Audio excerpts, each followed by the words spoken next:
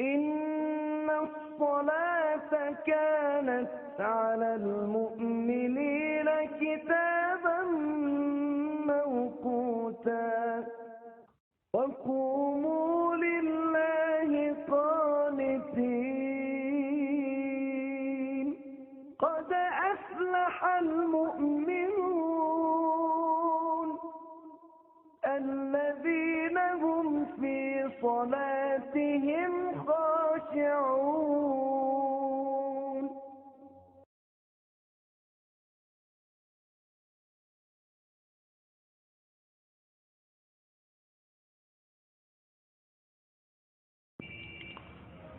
السلام عليكم ورحمة الله وبركاته.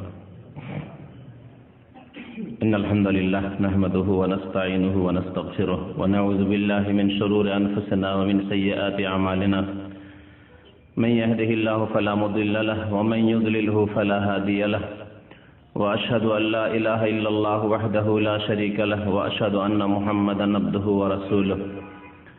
يا أيها الذين آمنوا اتقوا الله حق تقاته ولا تموتن إلا وأنتم مسلمون.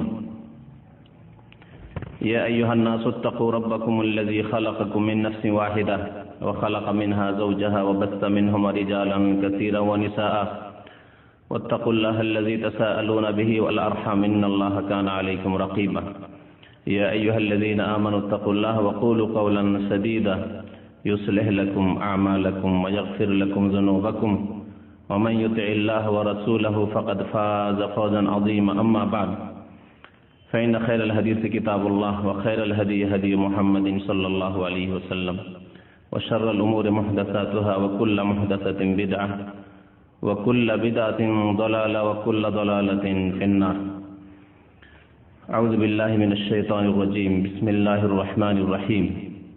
والذين هم على صلواتهم يحافظون أولئك هم الوارثون الذين يرثون الفردوس هم فيها خالدون.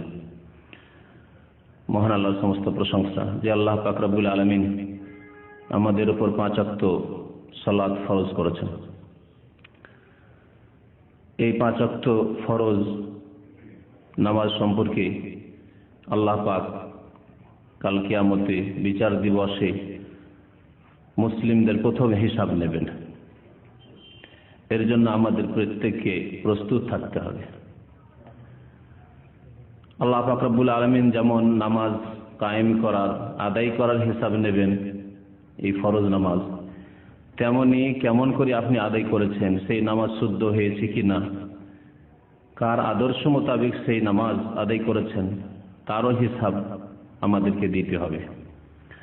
গত সপ্তাহের আগের সপ্তাহে নামাজের সংক্ষিপ্ত পদ্ধতি, নবী করিম সাল্লাল্লাহু আলাইহি সাল্লামের সালাত নামাজ কেমন ছিল সম্পর্কে উল্লেখ করা হয়েছিল এবং তার সাথে ওয়াদা করেছিলাম যে মাসাইলগুলির দলিল প্রমাণ ইনশাআল্লাহ তাআলা আগামী আলোচনায় পেশ করব।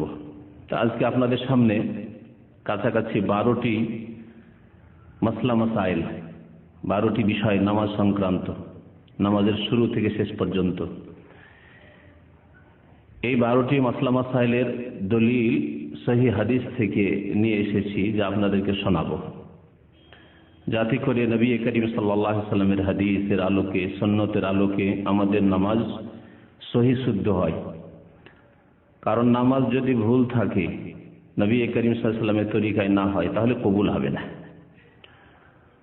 যেমন অন্য অন্য ইবাদতও যদি নবী করিম সাল্লাল্লাহু আলাইহি সাল্লামের তরিকা ছাড়া অন্য কোনো তরিকায় হয় বা খেয়াল খুশি হয়, যেমন পারলাম করলাম, তাহলে কবুল হবে না।